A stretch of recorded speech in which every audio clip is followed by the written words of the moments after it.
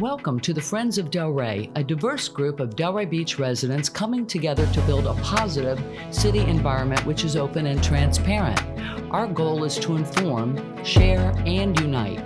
Learn about what's happening in our village by the sea, from our pristine beaches to the corridors of City Hall.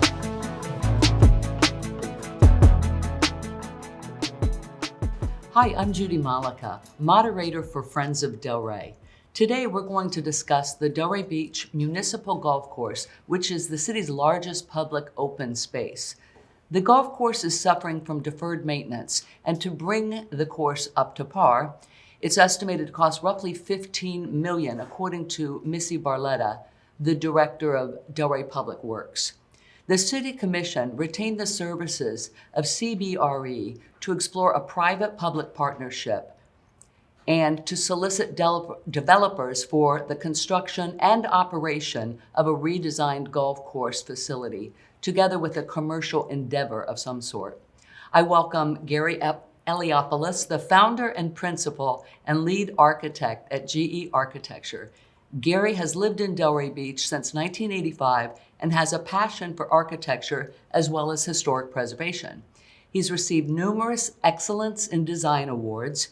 Gary served as Delray Commissioner for 4 years from 2007 to 11 and served 7 years on the Planning and Zoning Board, 4 years on the Site Plan and Review and Appearance Board, and 2 years on the Pineapple Grove Main Street Executive Committee.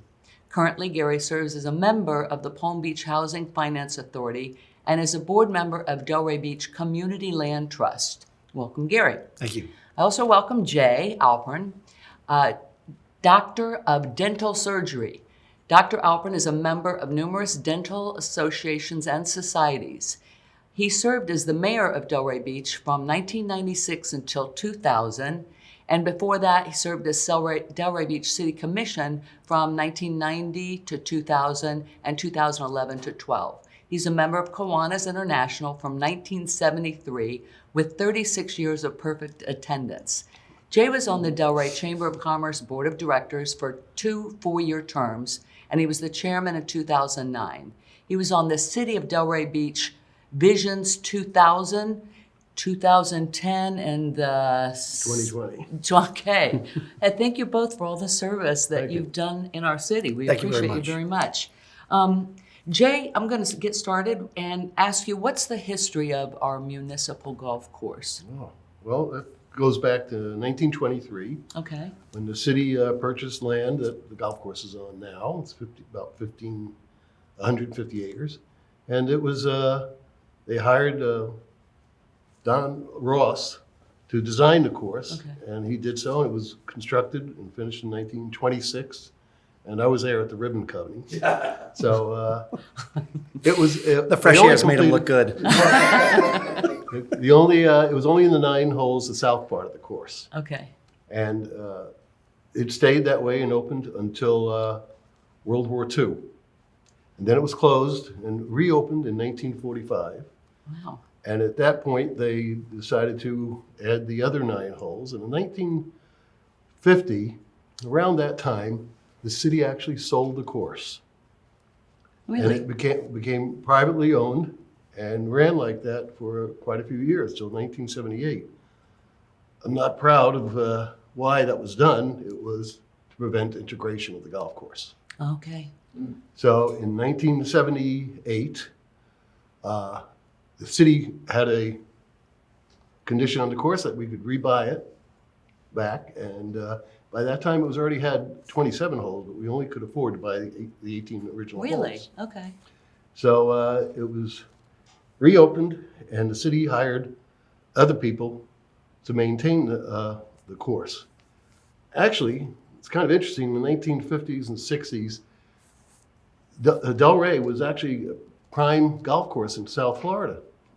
Gene Saracen, many other professional golfers used to come by and play golf there just in between their other rounds in competition.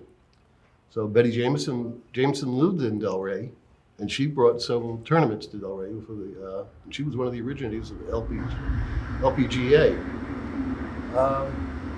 Then in during the 80s, the golf course actually started being neglected. There were some concerns of corruption with the management. And so by 1990, the course was in bad shape. Okay. And in March of 1990, Tom Lynch, Dave Randolph, and I ran for office, and we got elected. And they were golfers, not me, but they talked me into it. Okay. And the condition of the course was so bad that we decided to go and find a new management company. We hired Dubin and Associates. And we also decided that it needed to be an enterprise fund, a separate organization from the city, but answerable to the city. And so we established that, took out a bond to redo the golf course, and redid most of the golf course. And it came out pristine, and everybody was very proud of it. And it did very well for a long period of time. And then about a decade ago, politics changed, and things changed at the golf course. And that's why we're in the condition we're in now. Okay. But Jay, what about, you also did, when was the club done? Because wasn't that Digby Bridges' office and Mark Marsh maybe that were the architects? They were the architects, and they did it at the same time with the bond issue. Okay, got it. A little bit later, but still included in the bond issue. And Tommy Armour used to hang out at our golf course play, and he used to hang out in the old bar. And he had a chair there that anybody, he'd tell stories for hours as long as somebody was buying him drinks. So that was Tommy Armour. But when I started playing golf there, the old clubhouse was still there. It was falling apart. I mean, the roof was caving in, and it just had to be replaced. And so So that we was had in arguments the over 90s that was in the redone. 90s. Okay. So that was done about the time we did the fairways and tees and greens. So it's almost 100 years old. Yeah. That's Going on a pretty birthday, amazing, yeah. right? Well, it'll be Of course, right? Yeah. in 4 years. It will be 100 years old. Wow. Of course, That's- purchase that- was yeah. next year would be 100 years. But That's amazing. So once the remodel happened in the 90s and the money was put into it, did the golf course make enough money in that enterprise well, fund the to enterprise maintain fund, itself? which I can go into later, but the enterprise fund was designed to make it like an independent part of the city. It was intended that all the fees from the restaurant, from the clubhouse, the pro shop, the golf, the driving range, were all to be part of one income, one revenue source. Didn't it also have to pay its own bond off? Well, we mean, the paid- revenues? Yes. What came out of that revenue was the cost of running of the management company, Okay. which is JCD, Mm-hmm. Dubin Associates then. And they had to pay all the maintenance, and we had to put money aside for future maintenance and other expenses that might come up. And then we also had paying off the bond. And we literally made enough money to pay off the bond. The management company was given a goal each year. And if they exceeded that goal, they not only got their regular money, they got a bonus. But still, there was profits made on that. And that was put aside for future improvements or renovations. I don't know where that money went. I studied the Okay. budgets, and it's disappeared. As in, like somebody absconded with it, or some other portion of the city benefited? Probably went to another piece of the pie. Yeah. I understand. What happened is I did 11 budgets for the city. Okay. So in the last couple of years, I went back and looked at the budgets and looked at the enterprise fund. It's no longer an enterprise fund. It is actually like any other department in the city on the budget. Okay. So that there are hundreds of lines of expenses. And these are expenses that look like they're reimbursing the city for services that I don't think the city was supposed to be giving or charging for. That's my opinion of the interpretation, because it looks just like every other department, not an enterprise fund. So, for example, my concerns about, it was the finance department. About 3-4 years ago, funding was there for the replacement of the golf carts. Mm-hmm. The funding was there, but it was not given to the management company for 2.5 years. So for 2.5 years, the golfers, and me included, rode around in subpar carts that were falling apart and in danger of hurting people. And there were reserves for it somewhere. But the money was already put aside. Okay.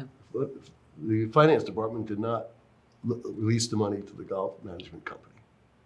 So I think there's too much supervision and people micromanaging that don't know what they're doing. The golf course management company, in my opinion, got blamed for a lot of the problems that were created on the golf course. So currently, who's responsible for the maintenance? The management The company? management company, yes. And it's a different management company. No. It's the same the company same. that we hired back in 1990. Okay. Now, in the last 10 years, the last decade or so, there were attempts at trying to go out for bid to get other companies to come in and bid on it. Well, I knew one company that came in and they looked it over and met with the commission and then never put a bid in. I personally was playing golf at another course, and the management, owner and the manager came to me and said, I'm interested. I played Delray, and I think we can, a couple $1 million, we could make that really a nice place. And I said, great. And then a month or so later, I went back to the same golf course I was playing, and I went over to him and I said, what happened? Did you look a bit into making a bid? And he said, no. Once I went to a commission meeting, I didn't want to work with those people. Oh, no. Oh, no. Whoa. Does the commission generally have a point person that is looking over the management company?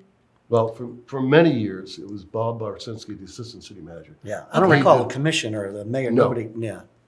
He It would did a be- great job. Right. Okay. And, but then a decade ago, suddenly all his connections with Old School Square and other organizations that he represented the city in, they took him out of there. Is that because of the revolving door of city managers, that we don't have a consistent person that could be the liaison? Do you want to take that one? Well, yeah, I wouldn't. I know, that's sticky You know, it stuff, is, but and I it's, don't know. I mean, but it's hard to find, like a Bob Barsinski, it's hard to find a talented person like that, that had that personality that could deal with all these organizations. You needed that person. Different That, organizations. and Jay's talked about this. Bob didn't get rattled. He would just deal with it. He would handle the issues and everything like that. And there were so many organizations. So, there's always questioning how well an organization's being run. And Jay's right. When we would do budgets, we would look to see, and if their performance was there, yeah, there was always little bonuses that were going out. I think a lot of times when you have another group looking at something, they are probably looking at the commission, but they're also looking at what condition is something in. If you're going to run like a golf course and you see the condition it's in, and you're trying to evaluate, is this a good You're investment? going to wonder why. Yeah, like Right. I can't make this work the Right, way it right, is. And that's, right. I think, when I was in office, we always had a maintenance thing. And I know Jay's done this where he's looked at all the golf courses, all the parks and everything, and the conditions we have. I was doing the other thing. I was looking at all the buildings we had. Every single building we owned, I went around and looked at it. Every single one was not being maintained, okay? And I would say to our city manager, we need more money in maintenance. We're not maintaining the properties. So wait, you're saying that the city maintenance department should maintain the golf course? No, not the that was management separate. company? That is separate, but it's all the buildings I was talking That's about. They the- have to I see. maintain I stuff. see, Right. okay. And what you found was, unfortunately, the private sector, and this is always, and I'm sure this came up with you guys, in the private sector, you tend to have to pay more, but you get better service. And so what would happen is staff a lot of times would say, with what we can afford for certain types of things like maintenance, you're not getting probably the best qualified people out there. Because when you look at how they're maintaining or fixing things, it was not of a professional level. Okay. And they were talking about landscape. They were talking about anything. It's always, you're better sometimes to outsource it. That's a debate that goes on, who should you hire for this stuff? And I think the golf course has been run down and not maintained. And as Jay has said, now to try and fix it, it's going to cost a lot. What else Well, required? I'm having a little problem with those numbers. With what? With the numbers, the $15 You're talking million. about the 15 million? I think I personally think it's very deceptive. There is a lot of city water lines and wells that need to be replaced and fixed. And that is included in that number, the Okay. 50 million. If the city was doing that without doing the course over, they'd have to fix the course up Right. for that. That should be also deducted from the cost of doing the golf course. So there's money being hidden that I'm uncomfortable with. Plus, for instance, Donald Ross course in Dunedin, I think it was in March they were going to start redoing that course. 3.8 million. Okay. That's a whole lot different than 15 million. Because there's no well involved? Well, I don't know. I don't either. Well, but he I'm is right. just saying- The infrastructure is definitely in bad shape. Well, that's a question thing. I've talked to some maintenance people, and we're talking about the sprinkler system. Right? Okay, got it. Well, yeah, the pipes are really pretty much in good shape. It's the sprinkler heads that are out of date, broken down, and there's much more modern equipment that will save a lot more water. More efficient. Much things more like that. efficient. Right. Okay. There's the grass, all it needs to be removed. The greens, which is usually the most expensive, are pretty good shape underneath. So it just needs the surface grass redone. The okay. fairways and roughs need to be redone, and the tees. So there's an expense, not an unbelievable one. And again, if we utilize a new technology, the new breeds of grass, the amount of water they need, Is less. the amount of fertilizer they need, is going to be a big savings in the overall.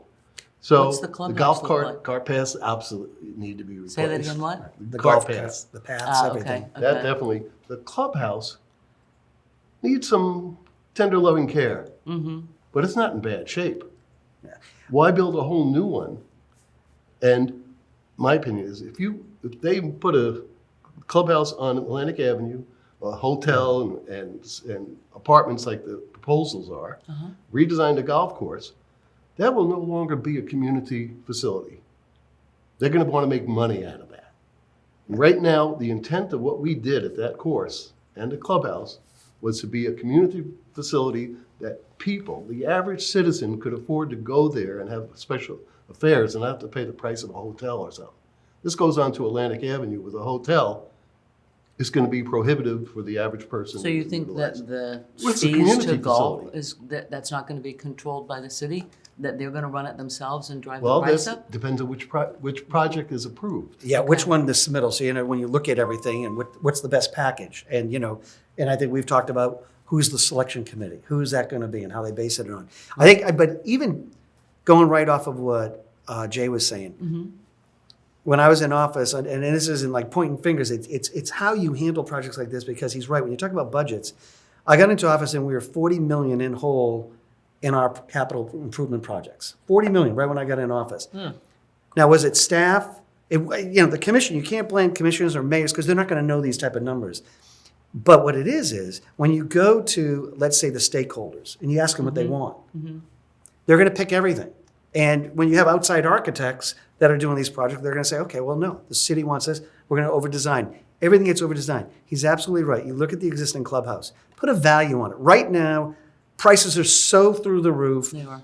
Whatever numbers we're talking about, I don't know what it's going to be because I don't know at what point will they be done with all the designs, all the approvals, and where will construction costs be. Why not look at the existing structure? There's a value there. Everybody claims you want to be green. Okay, well, the greenest building ever designed is the one that's not built. The second one is a renovation. And guess what? Right. Jay's right. Look at that building. What could you do? And then take another look at this because, putting something right on Atlantic Heights or on Atlantic, right across from the high school. You talk about the traffic. You talk about the volume of it and how big this is. I'll tell you what, it's going to make a huge difference, and I don't believe it's a positive one. I think it's a negative one. Some people can debate how many hotel rooms do we need in Delray Beach. We got a boatload of them. Will it be successful? And if it's not, what do you do with it? So there's a lot of things you want to think about this program that they're throwing out there. I think there's other ways to approach this. Do you think that that private-public partnerships work in general? Absolutely. I think they're a great use. Certain conditions. When you have blighted piece of public land, this golf course isn't blighted. It was under-maintained. Okay. That's the perfect use for a P3. Yeah, Okay. you're absolutely right. Should we be selling off the part of the golf course to make the repairs? I think I already know your answer. You can't create new land. Open land, you can't. And open Right. space is the most valuable right now, considering our future. Yeah, I mean, it's in our comp plan. We talk about healthy lifestyles and living. You talk about the comp plan clearly talks about open areas, preserving it, our environment. He's absolutely right. You got 150 acres.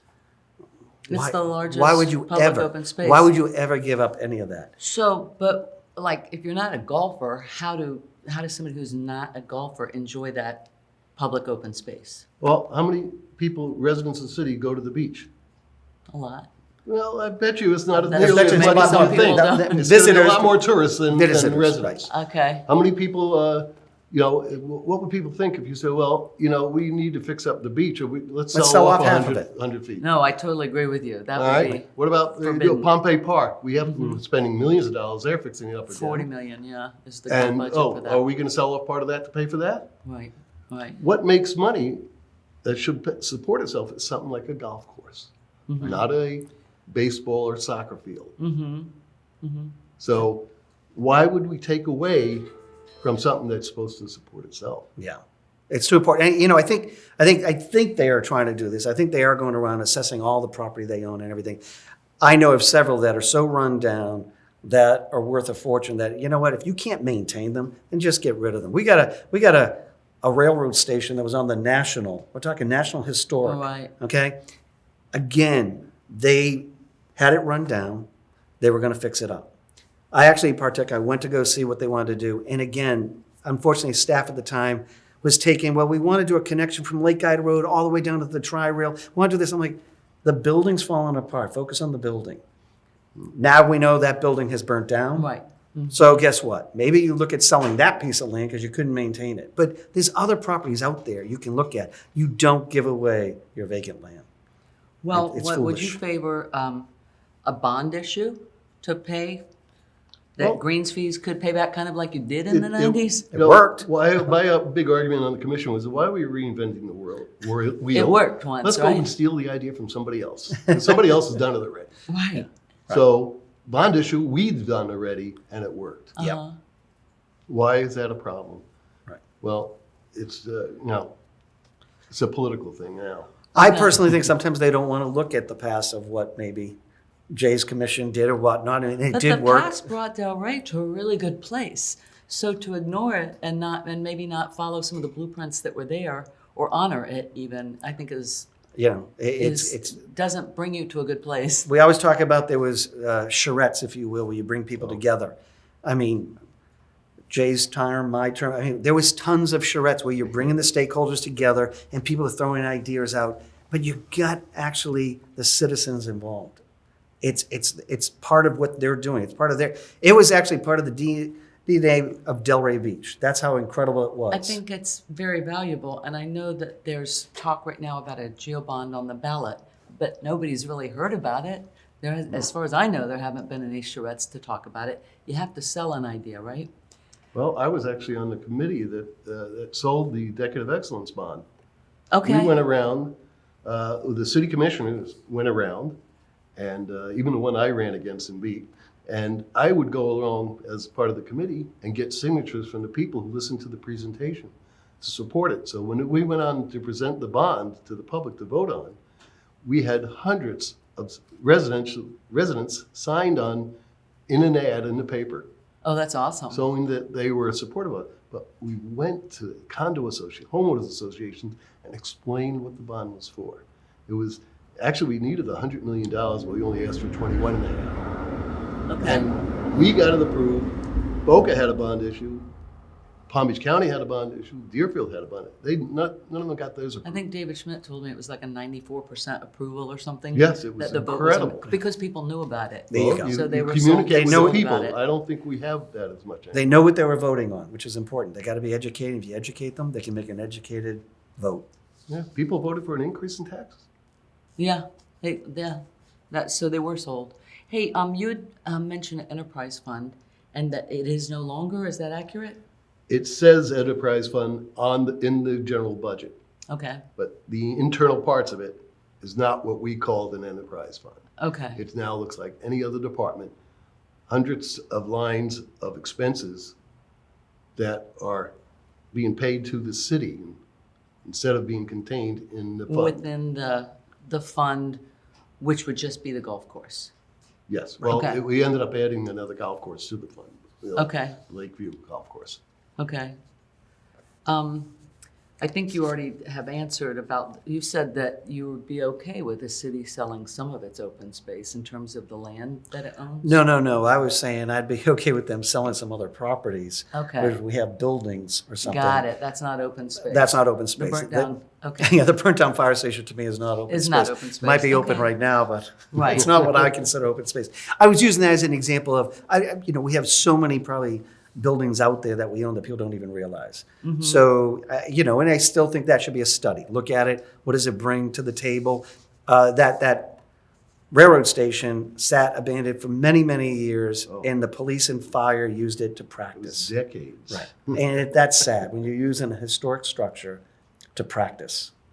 So that's what I'm getting at. Right. Matter of fact, then they used it as storage. All the events that you see downtown, which we had many of them, from Christmas trees to all the Christmas house, everything was just stored on that property or in the building.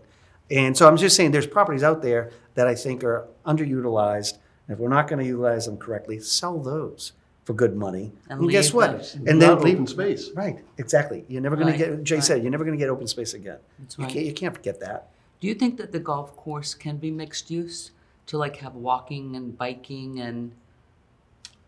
I think that's a little bit over the top. I have more Tell me energetic why. terms if you, the concept of having bicycle paths or walking path.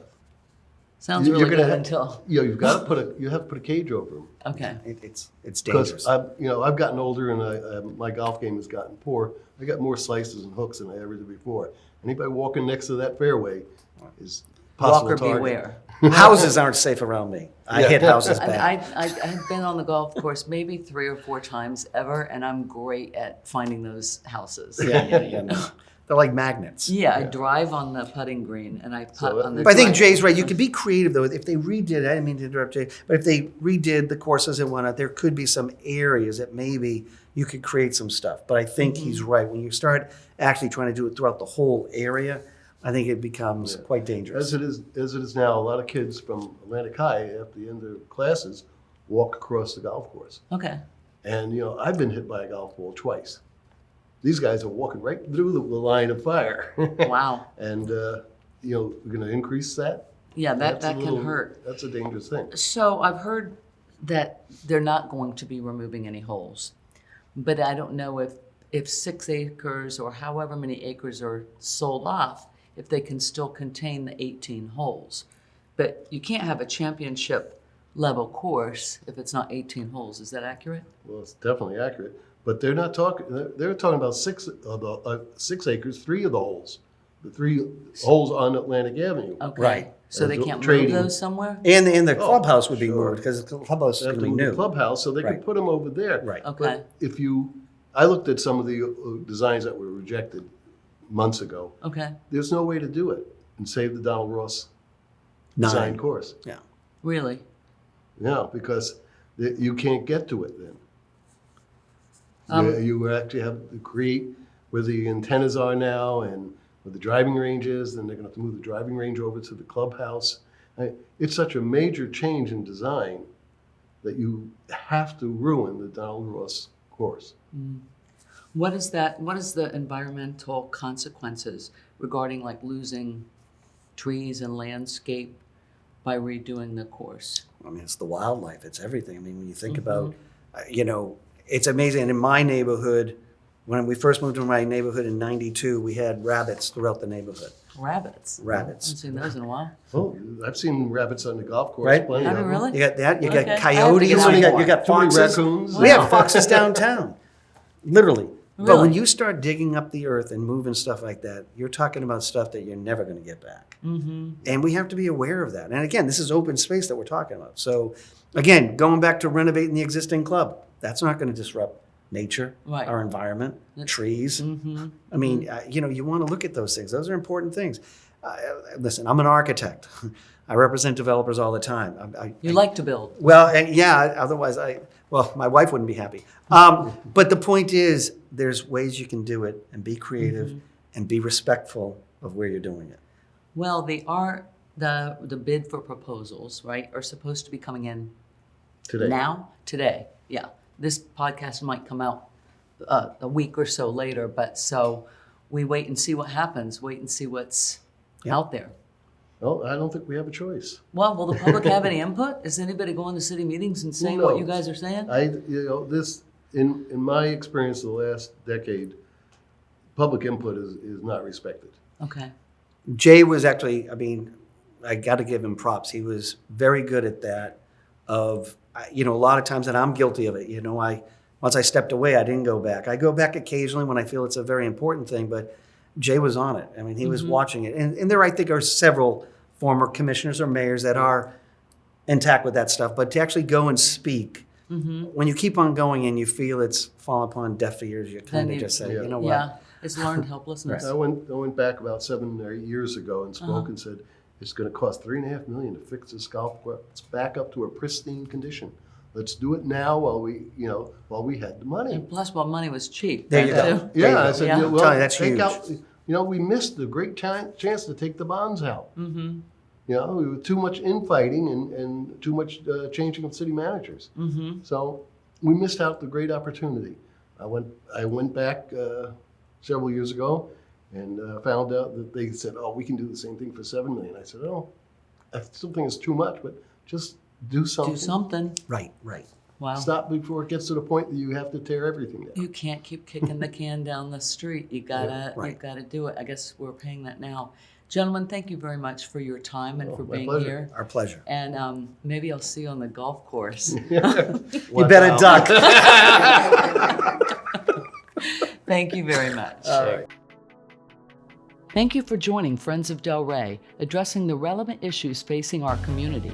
Follow us on Facebook and YouTube, and please sign up for our newsletter at our website, friendsofdelray.us. We believe Delray is at its best when we work together.